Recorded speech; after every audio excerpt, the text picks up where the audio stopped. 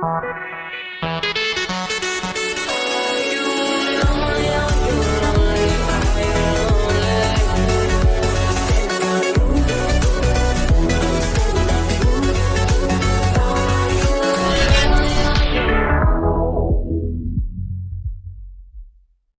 everyone, today I am doing Scary Weekend, and I'm just restarting it because of some reasons I have, but I'm just gonna jump in. I'm not sure if this is the creepiest or the most disgusting thing to ever happen to me, but here it is. I'm a 17-year-old female, and this happened about 3 months ago. Me and my friends always liked to go to McDonald's after we had a good yoga session. You could call us regulars. We probably did yoga together 2 or 3 times a week, and it wasn't a class or anything. It was just me and 3 of my friends. We had another friend, Olivia, who occasionally joined us, but she was kind of flaky. If she didn't feel like doing yoga that day, we just went ahead and did it without her. We had been in this routine for a couple of weeks at this point, and we always looked forward to getting some nice junk food. There was something about McDonald's that was like the guilty pleasure of my entire existence. I normally didn't get it otherwise, but I really looked forward to the couple of occasions that me and my friends went there. But this one experience was horrible. I had been there enough that I started to recognize the people that worked there. I never had conversations with them, but I knew their faces well enough to spot when someone new was in the back working. That's exactly what happened this one Wednesday afternoon. Sorry, that was I noticed this guy with really thin hair. He had a really creepy face, and I'm not sure how to describe it exactly. His eyes were humongous. They looked like the eyes of a bug. And then he had this really strange body language that always kind of freaked me out. It was like jumpy or something. If he was deep frying French fries, for example, he would stand perfectly still for a second, and then really quickly submerge them in one motion, and it would splash grease all over. This was very unusual, considering I had seen enough people put down fries that there was an easier way he could have done that. He didn't have to splash it like that. I was watching him one day, and we made eye contact. It was really unusual, too, because I was looking at him as my mom's credit card was processing to pay for my meal. He had his back turned toward me. I was trying to figure out if I knew who he was, and then he just spun around to look at me, and it was all in one motion. It was just really freaky. So I started noticing him more and more. He was always working whenever my friends and I got finished with our yoga. It didn't bother me too much. My friends also noticed how weird he was and told me about similar experiences. It wasn't creepy enough that we stopped going or anything, but it was certainly enough to notice. I remember the day in particular. It was a weekend because I didn't have school that day. Me and my friends had just finished a really good yoga session, and we headed over to McDonald's. Anyway, my friends and I ordered our food and were waiting for a few minutes. It took a little bit longer than usual, which isn't really an issue because we're not impatient or anything. But here was the weird part. They weren't busy. We were basically the only people in there waiting for food, and I think they had one other person who had already ordered who was sitting down and already eating. I didn't see any cars in the drive-thru, and I just found the whole situation extremely bizarre.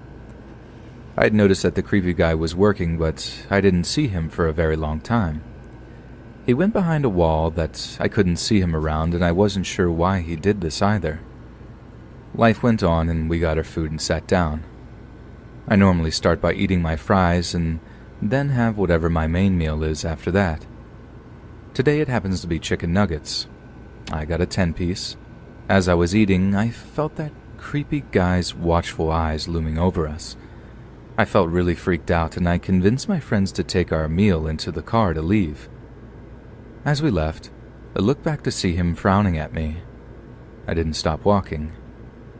Well, we got out there, and for a few minutes I felt like I was being paranoid and I overreacted. My friends thought so too, until I looked at my chicken nuggets. I looked inside of the box they were in, and they seemed to be covered in some kind of weird substance. I couldn't quite make it out, and I didn't know what to think. My immediate reaction was that they had put mayonnaise on it or something. Thankfully, I was smart enough to ask my friends before I took a bite. My one friend screamed, "That freak jizzed on your nuggets."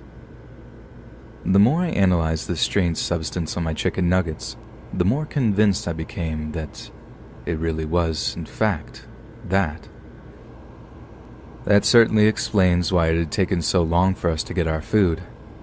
I didn't quite understand how he was able to pull it off, though. He was one of at least 5 other workers there. It's not like they would have just allowed him to do this, right? Whatever the case may have been, I didn't feel comfortable eating those chicken nuggets, and I threw them out without hesitation. My friends and I were all really freaked out that this had happened to us. My friends threw out the rest of their food just to be on the safe side.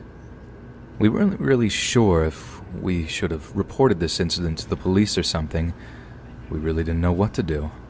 We just kind of laughed it off as being one of those crazy life experiences, and that was it.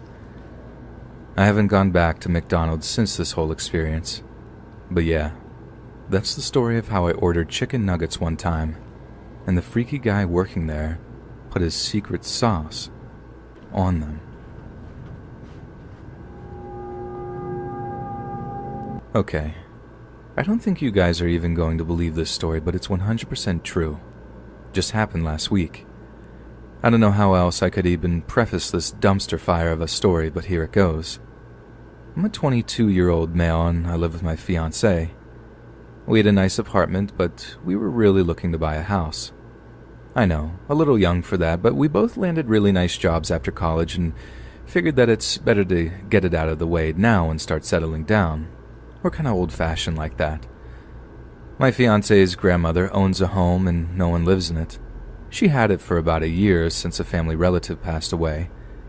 No one wanted anything to do with it since there was a lot of work that needed to be done, like painting the walls and redoing the floors and just various tasks like that. It wasn't completely horrible inside, but there was enough work that it literally sat there for a good little while. Well, my fiancé and I started talking to her grandmother after buying the place. She told us that she would sell it to us for a low enough price that we would be able to afford all of the renovations and whatnot. We were really excited about it. It was really exciting to think we were going to have purchased our first home together so shortly after graduating from college. But here was the problem.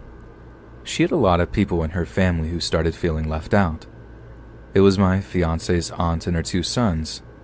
Their father had died shortly after the second son was born, and the mother had a hard time coping with everything. She was a regular drinker and arguably an alcoholic. My fiancé told me that they were extremely negative people, and after meeting them a few times at family functions, I was surprised at how right she was. They lived in government housing. She collected disability fraudulently, and her 2 sons didn't work, despite one being 24 and the other being 19. There were whispers of drug abuse in there too. Suffice to know that these were not the kind of people you wanted to associate with. When word got out that we were buying the house from her grandma, they started feeling really left out. There were a few occasions where they'd try offering to watch the house, very obviously an attempt to get in there and do God only knows what. We politely declined and did everything we could to avoid them. I happened to be at the house one day. My fiancé was working and I work remotely online, so I was home alone. I had just walked down the street to buy a lemonade when I saw someone at her house. It was extremely unexpected. I got ready to confront a potential burglar when I noticed it was my fiancé's cousin trying to break in. He was startled when he saw me and froze for a minute. I asked him what he was doing, and he told me something about thinking he saw a car he didn't recognize in the driveway. I explained that it was my car, and he left without any big confrontation. As he walked away, though, I heard him start cursing under his breath. This was the point when I started feeling like we had something to worry about. Not feeling safe inside your own home is the worst feeling ever, especially being 2 young recent college graduates. We both worked really hard to make this happen, and the idea that it made us feel unsafe there really bothered us. I still didn't even understand what they wanted out of the whole ordeal. They didn't have enough money to afford the property tax alone. Forget about utilities and anything else. About 2 weeks went by without any kind of confrontation. I had falsely convinced myself that they'd finally leave us alone. I was dead wrong. We went to McDonald's one day, exactly 1 week ago today, the day I'm writing this. Me and my fiancé both just wanted to be out of the house for a little while. Considering we were in the process of buying a house, we didn't want to go eat anywhere expensive, so McDonald's just seemed like a logical decision. Now, before I continue, I feel the need to explain something about my fiancé and I. We are normally very serious people. We work very hard and we're both kind of workaholics, but when we get together to have some fun, we go hard. Work hard, play hard, right? Well, we got kind of silly when we played. Let me cut to the chase. We were both playing in the ball pit at our local McDonald's.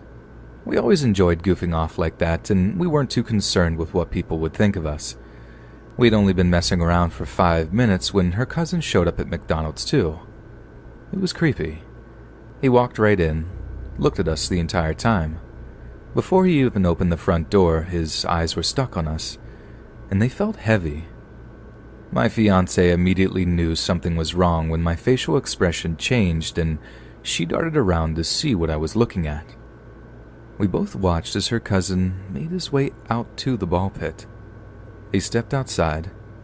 As he walked, he moved his body to grab something out of his pocket. I couldn't see what it was, but my first thought was a gun or a knife. The look in his eyes told me he was out to do serious harm. He jumped into the ball pit in my direction. I luckily landed one solid punch in his face as he came down. It threw him off. I had an advantage.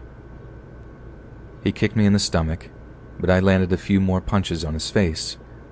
He started screaming for me to stop and that I was killing him.